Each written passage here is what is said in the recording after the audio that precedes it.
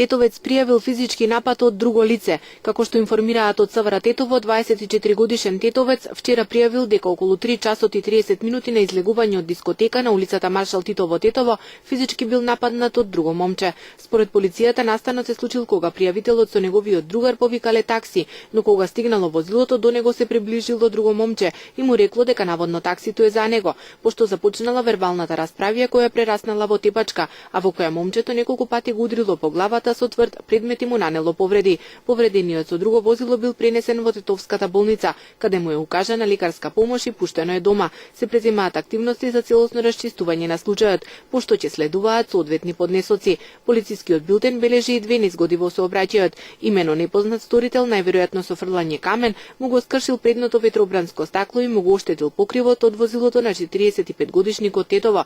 Настанот се случил вчера вечер околу 22 часот на автопатот Скопје-Тетово во близина на мостот кај Желино. Вкупната материјална штета се проценува на околу 200 евра.